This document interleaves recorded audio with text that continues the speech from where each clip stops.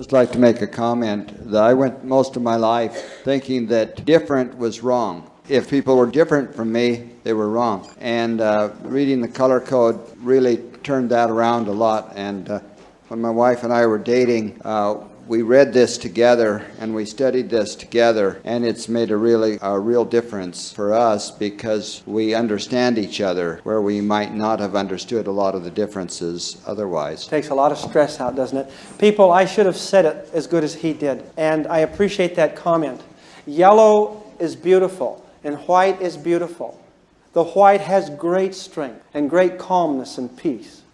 The yellow is enthusiastic, bombastic, energetic, optimistic, happy, and enjoying life. The blue is powerful and intimate and loyal, courageous, sacrificial. The red is courageous and determined and working hard. Do you understand the great strengths? But as each has weaknesses, we want to start working away those weaknesses and enjoy the strengths here. I need the intimacy of the blue to be a whole person. Do you understand that? I'm not a whole person if I'm 45 red, for pity's sakes. I take no pride in being 43 red and 2 blue. I'm ashamed of those blue. Okay. No, I'm sorry. That just slipped out. But can you see how I need to be accepting and kind and gentle and slow to anger and long-suffering like the white? Can you see how I need this desperately? And I need to be able to have some fun. People look at me and say, "Don't you ever have any fun?" And I said, "Yes, I made 43 instead of 42 widgets last week." And they go, "Whoa, that's big time." This guy said, "You're nuts." And I'm saying, "Yeah, but look at what I got over here." Now I feel like I'm doing something. I feel worthy. I feel okay. And this person says, "You're out of your mind." They're at the beach and they're loving. I mean, they're just having fun. And I'm saying, I'm going to work. This is my sickness. I'm going to work and work and work and work and retire and be able to be like a yellow. Now, that don't fit. Okay? Life is passing us by, Reds. Life is passing us by.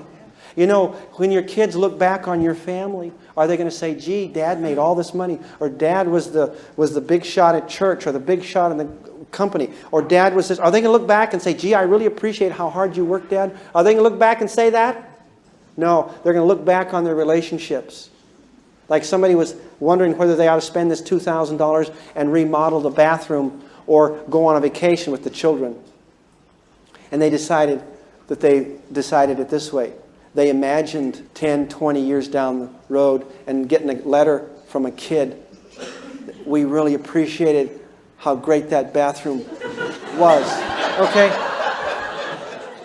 And they thought, no, what's going to make these great memories, these relationship things, what's going to bond us as families is going to be the relationship. And that's where love is. That's where we live.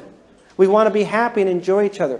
Not go through life trying to do things and accomplish things at the sacrifice of our relationships. That's the key here. That's a very important key to happiness. Is this valuable to you? This is one of the most valuable things I have ever learned. It's helped me to understand people in business.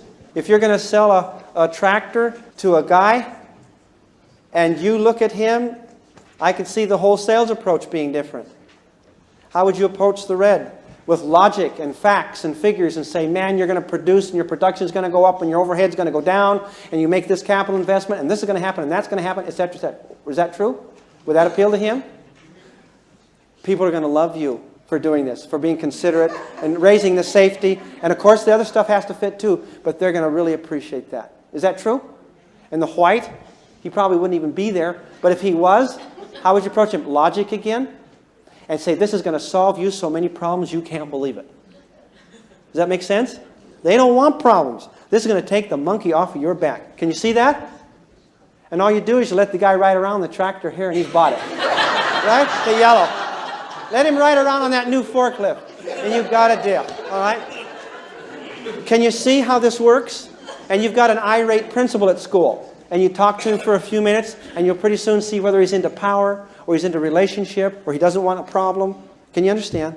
And you can talk to these people, and you can reach them where they're at. Now, your little boy, if he's into power, are you going to treat him the same way as if he needs a hug and a love? It needs to be a little different. Okay. Question? Last question? Any one of these colors that your children might be, are any one of them more susceptible to going upside down? It all depends. I would suggest that the blues are very critical. Now, just say you got a little blue girl, and mom's a perfectionistic person, and dad is real powerful and is into production. All right? Can you see how the little girl, the daughter, could be real critical and really uptight and always worried, feeling guilty and not performing enough? Can you understand? So they could go upside down. These people hold it. They get ulcers. Can you see? They can get ulcers. I know 2 whites that got ulcer problems, stomach problems, because they don't express it. They don't rage. Sometimes it's healthy to vent, isn't it? I don't think we can point to any one particular thing. But sometimes life gets so tough, and we demand so much of ourselves, and we're so perfectionistic and so demanding, and people have such high expectations that we can't measure up. I talked to one guy and talking about this course, and he said, my son, he was top of his class president, great athlete, had scholarships. He now graduated from college and called his father from school and was about to commit suicide. He'd been top athlete, everything, all the way through school, all the way through college, and he just felt like he couldn't tolerate any more stress. He couldn't perform anymore. That people had these unrealistic expectations for him, and that his value was in what he was doing and being top and always being first, and he couldn't take it anymore. And he had to get permission, so he had to see a therapist, and get permission to have that weight taken off him. And Dad had to talk to him and say, son, I love you for what you've done. I don't care whether you're class president. Does he need to hear that? I don't care whether you're a business failure.